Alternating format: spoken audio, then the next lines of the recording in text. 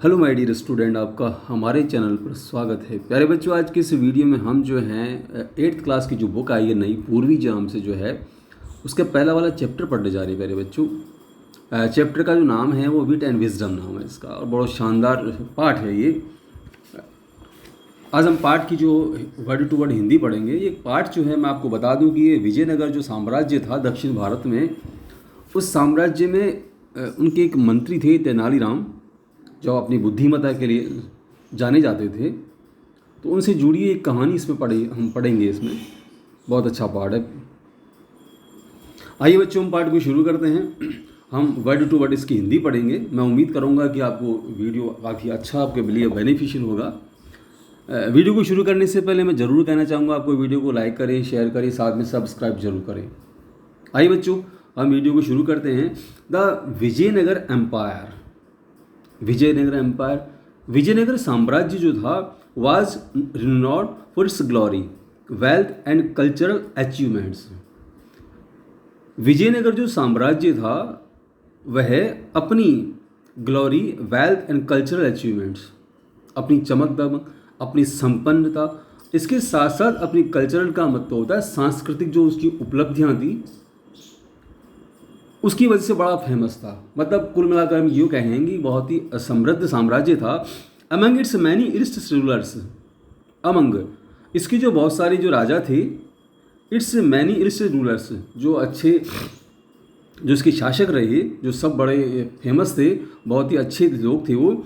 इसमें से भी जो है किंग कृष्णदेव राय रूल्ड, जिन्होंने जो है 1509 से 29 तक 1509 से लेकर के उन्होंने 1529 तक जो अपना राज्य का उन्होंने संभाला। Stood out as a wise and powerful monarch. अन्य जो राजा थे वो सब बड़े अच्छे थे, बड़े सक्षम थे, लेकिन उनमें से जो कृष्णदेव राय जो थे वो बहुत ही बुद्धिमान, उसके साथ साथ पावरफुल मोनार्च, शक्तिशाली सम्राट थे। वो बड़े अच्छे कुशल प्रशासक थे। His reign is often referred to as the golden era of Vijayanagara empire. His reign, उनका जो साम्राज्य जो था, उनका जो उस समय राज्य था, उनके जो जब वो वहाँ के राजा थे उस समय जो है referred to as the golden era. Golden era का मतलब स्वर्ण युग of its Vijayanagara empire. Vijayanagara साम्राज्य में उनका जो शासनकाल था उसे एक प्रकार से स्वर्ण युग माना जाता है। A time when art, literature and architecture flourished. A time, एक ऐसा समय था उस समय, व्हेन आर्ट, कला जो है, लिटरेचर, साहित्य जो है, एंड आर्किटेक्चर, इसके साथ साथ जो वास्तुकला थी वो फ्लरिश्ड, वो बहुत ही फल फूल रही थी। मतलब विजयनगर साम्राज्य उनके शासनकाल में कला में, साहित्य में और अन्य भवन निर्माण जो थे, वास्तुशास्त्र के मामले बहुत ही समृद्ध था। बहुत ही सारी जो विधाएँ थी वो सब फल फूल रही थी। A great pattern of learning, a great pattern. महाराजा खुद जो थे, खुद भी कैसे थे, वो खुद भी बड़े अच्छे सक्षम थे। ग्रेट पैटर्न ऑफ लर्निंग, जो खुद बड़े अच्छे सक्षम थे। लर्निंग, महाराजा खुद भी जो हैं अच्छे खासे बुद्धिमान थे। And a great pattern of learning Krishnadeva Raya was not only eminent warrior. महाराजा खुद जो थे न केवल अच्छे खासे प्रशासक के साथ साथ जो थे वो Krishnadeva Raya was not only an eminent warrior, न केवल अच्छे प्रसिद्ध योद्धा थे, but also a gifted poet, बल्कि में वो एक प्रकृति प्रदत्त कवि थे। His works such as the epic Amuktamalyada and the Sanskrit drama Jambavati Parinayam are the acclaimed even today. महाराज जो थे अच्छे खासे योद्धा तो थे ही थे, एमिनेंट वॉरियर, अच्छे खासे योद्धा थे, इसके साथ साथ जो थे उनमें सीखने की बड़ी ललक थी, ज्ञान की उनके प्रति उनकी बड़ी भूख थी। वो ज्ञान की जो था कद्र किया करते थे। खुद भी एक अच्छे कवि थे। इसके साथ साथ उन्होंने कवि जो थे उन्होंने हिज वर्क्स, उन्होंने क्या किया, एक एपिक लिखा। एपिक लिखा मतलब होती वीर गाथा, जो नाम किसका था, अमुक्त माल्यदा नाम से उन्होंने वीर गाथा लिखी। एंड द संस्कृत ड्रामा, इसके अलावा उन्होंने संस्कृत भाषा में एक नाटक भी लिखा, Jambavati Parinayam are acclaim even today, जो आज भी जो हैं पढ़े जाते हैं, उनका नाम आज भी चल रहा है। तो इस प्रकार से हम ये मान सकते हैं कि कृष्णदेव राय जो थे वो ऐसे ही नहीं थे। उनकी मतलब जो प्रसिद्धि थी वो कुशल प्रशासक के साथ साथ वो एक अच्छे ज्ञानी और अच्छे नॉलेजफुल पर्सन थे। आगे देखिए कि पहले बच्चों उसमें Krishnadevaraya's court was home to 8 celebrated poets।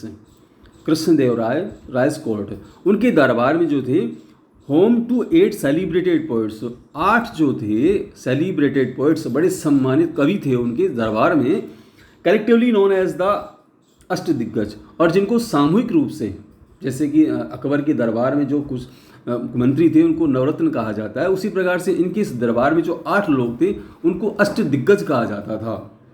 These poets including Allasani Peddana and Tenali Ramakrishna. These poets, इन कवियों में से जो है ना, इंक्लूडिंग 2 व्यक्ति थे ऐसे थे, अलासानी बैदन्ना और Tenali Ramakrishna, and reached the literary tradition with their masterpiece. ये दोनों जो थे ना, ये साहित्यिक विधा में लिटरेरी ट्रेडिशंस, साहित्य में जो थे, उन्होंने विद देयर मास्टरपीस, उन्होंने बहुत ही सिद्ध हस्त थे, मतलब वो बहुत ही बुद्धिमान और प्रतिभाशाली लोग थे इन 8 दिग्गजों में से भी। Tenali Ramakrishna in the particular, और पर्टिकुलर विशेष तौर से अगर हम तेनाली रामकृष्णा की बात करें, was known for his quick wit, देखो क्विट को बोलते हैं हाजिर जवाबी, तुरंत जवाब देना, एंड ह्यूमर, साथ में से उनकी जो बुद्धिमता थी, उनकी जो कॉमन सेंस था, earning him a special place in the king's court. इन दोनों की वजह से, उनकी हाजिर जवाबी साथ में उनकी जो बुद्धिमता थी, उसकी वजह से earning him a special place, दरबार में जो था किंग्स कोर्ट, राजा के दरबार में उनका विशेष स्थान था। हालांकि दोनों बड़े दिग्गज थे, लेकिन इन दोनों में से भी जो तेनालीराम है उनका थोड़ा ज़्यादा सम्मान था। As both as a poet and a witty advisor. कैसे? एक तो ये कवि थे अच्छे खासे, इसके अलावा विटी एडवाइजर, इसके साथ साथ ये तुरंत जवाब देने वाले सलाहकार, मतलब बहुत अच्छे राजा के सलाहकार या विश्वस्त सलाहकार और माने जाते थे, जो किसी भी बात का, किसी भी समस्या का तुरंत जवाब दे सकते थे। इस मामले में उनको वो बड़े फेमस थे। तो हिज क्लेवर सॉल्यूशंस, हिज माना उनके, क्लेवर माना चतुराई भरे, और सॉल्यूशन माना हल, किसी भी समस्या की हल, टू सीमिंगली इनसरमाउंटेबल। उनके जो हल होते थे, सरमाउंटेबल का मतलब है कि भाई वो किसी प्रकार से मानना ही पड़ेगा आपको कि भाई उन्होंने जो जवाब दे दिया, उन्होंने जो उपाय बता दिया, अब वो निश्चित रूप से कैसा होगा उसका कोई तोड़ नहीं है, मतलब ऐसा वो हम समस्या का हल सुझाया करते थे। Seemingly problems insurmountable problems made him a beloved figure in the empire history. His clever solutions to seemingly insurmountable problems made him a beloved figure in the empire history. उस राजा के जो इतिहास में उनको एक प्रकार से ऐसा beloved figure, इतना विश्वस्त जो व्यक्ति बना दिया था, भाई वो किसी भी समस्या का हल जो है निकाल सकते हैं। इसके साथ साथ उन्होंने जो हल बताया है उसका कोई तोड़ नहीं हो सकता, मतलब उनसे उत्कृष्ट कोई सॉल्यूशन कोई निकाल नहीं सकता। आगे देखिए प्यारे बच्चों, even the wisest rulers face moments of disharmony and at one such time the king had a quarrel with his queen.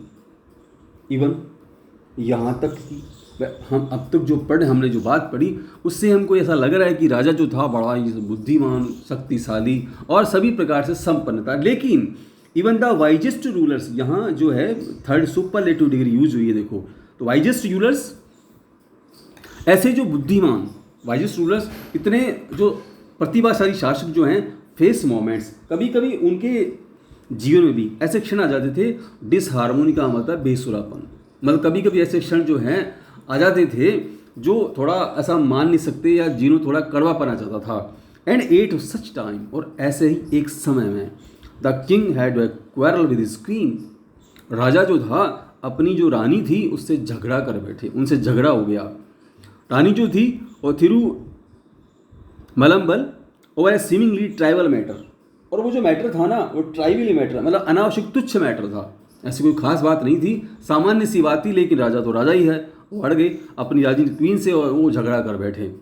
4 weeks, कई सप्ताह तक, he did not utter a single word to her, he did not utter, उन्होंने एक शब्द भी नहीं कहा, a single word to her, रानी से एक शब्द भी नहीं बोले साहब राजा जो थे। एंड इन इज फ्रस्ट्रेशंस, और अपनी इस जो तनावग्रस्त स्थिति फ्रस्ट्रेशन में stopped visiting her all together, यहाँ तक कि राजा ने उसके पास जाना भी छोड़ दिया। His absence cast a shadow over the palace, his absence, राजा के लिए आया है, हिज एब्सेंस, राजा की अनुपस्थिति, कहाँ पर? रानी के महलों में।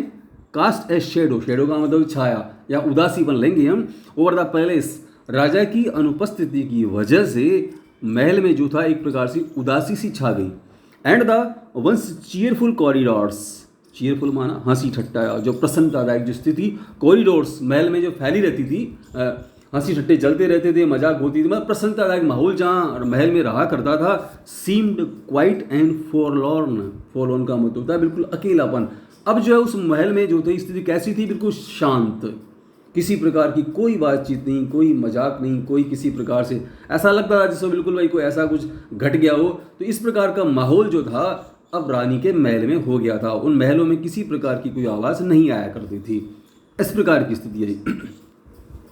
थिरुमलम्बल डिस्ट्रॉट, थिरुमल रानी जो ना थी डिस्ट्रॉट, बड़ी व्याकुल थी। डिस्ट्रॉट का व्याकुल, एंड अपसेट, बड़ी परेशान थी। स्वाभाविक सी बात है, जब राजा हैं, राजा उनके पति थे, वो नाराज हो जाएँ तो स्थिति थोड़ी टिपिकल हो जाती। तो tried her best to resolve the issue but failed, tried, उसने प्रयास किया, हर बेस्ट, जो वह कर सकती थी, टू रिसॉल्व द इश्यू, उस समस्या का हल निकालने के लिए वो जो कुछ भी कर सकती थी रानी, उसने खूब किया, बट फेल्ड, लेकिन वो असफल रही। मतलब राजा को कुछ कर नहीं सकी। With no other alternatives, with जब नो अदर ऑल्टरनेटिव्स, जब उसको कोई हल मिला ही नहीं, तो she decided to seek the help of Tenalirama, the court's brilliant and witty poet. No other alternatives, जब उसको कोई हल ही नहीं मिला, उसको कोई उपाय सूझा नहीं, तो सी डिसाइडेड, उसने निर्णय किया, to seek the help of Tenalirama. तब तेनालीराम, जो कि उस अभी हम पढ़ चुके हैं ऊपर कि इस कोर्ट के courts brilliant and witty poets, जो कि उस दरबार के, राज दरबार की बहुत ही ब्रिलियंट, प्रतिभाशाली एंड विटी पोएट, बहुत ही चतुर हाजिर जवाब जो कवि थे, उनसे हेल्प लेने की सोची।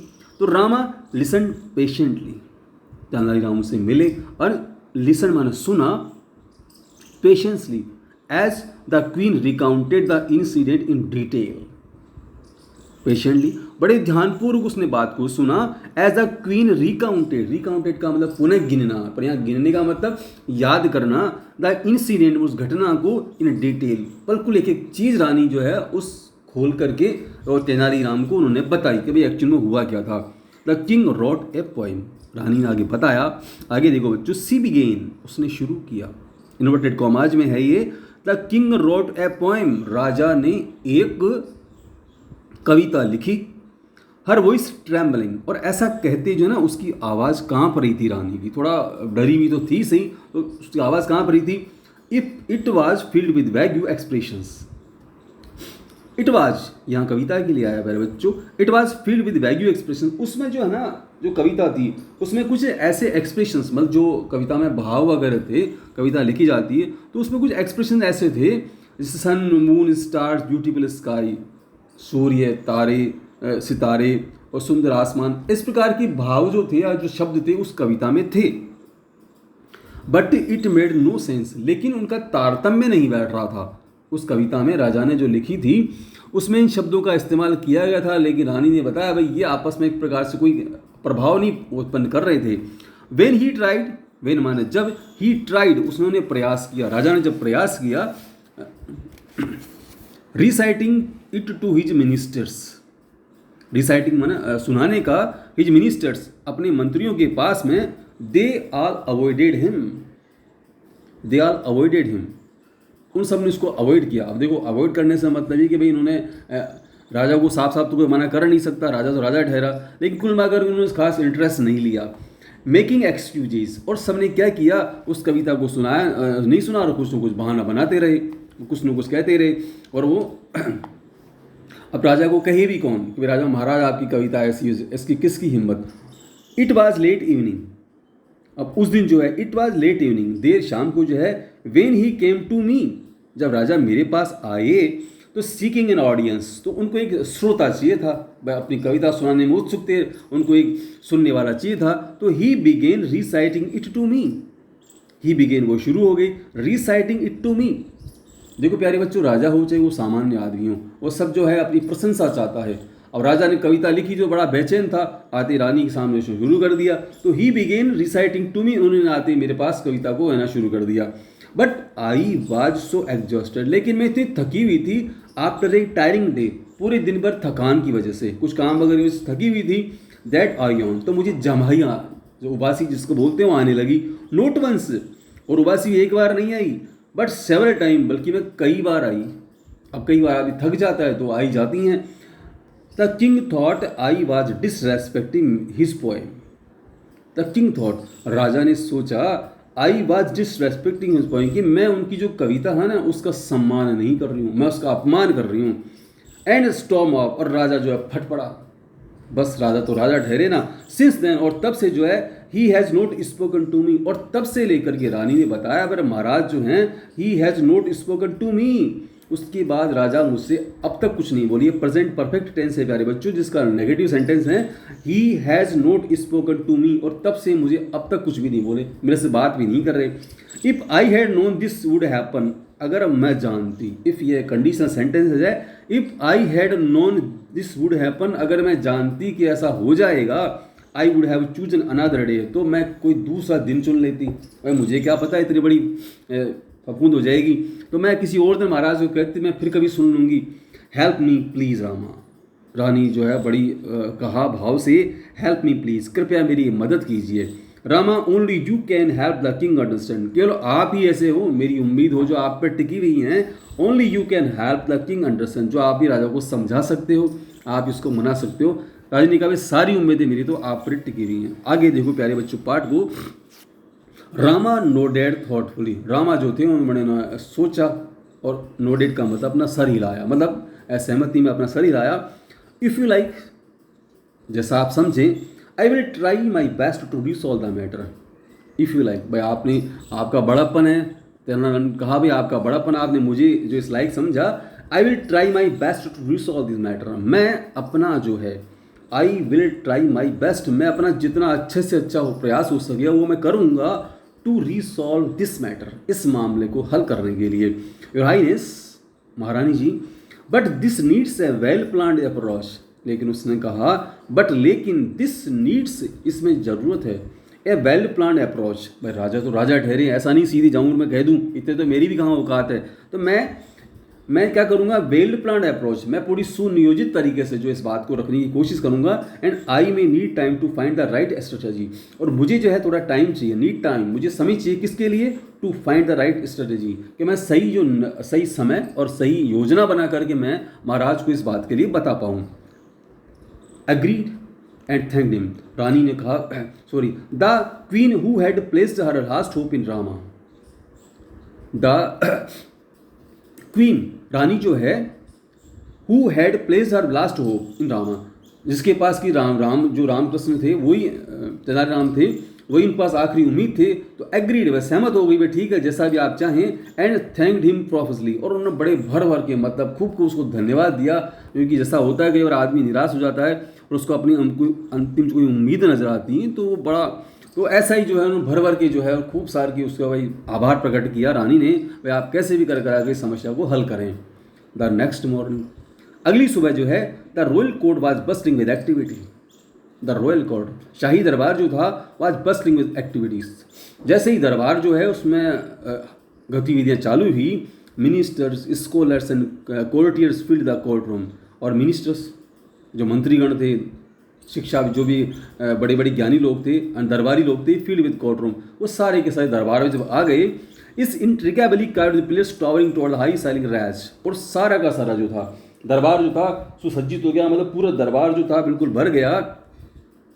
साइलिंग rays of sunlight stream through the open windows, दरबार जो पूरा का पूरा जब भर गया, तो rays of sunlight stream through the open windows, खुली खिड़कियां जो थी उनसे जो सूर्य की किरणें दरबार में आ रही थी खिड़कियों से, illuminating the floor adorned with executive rugs, और जो गद्दी जो वहाँ पर जो बिछे हुए थे फर्श के ऊपर, वो सब चमक रहे थे।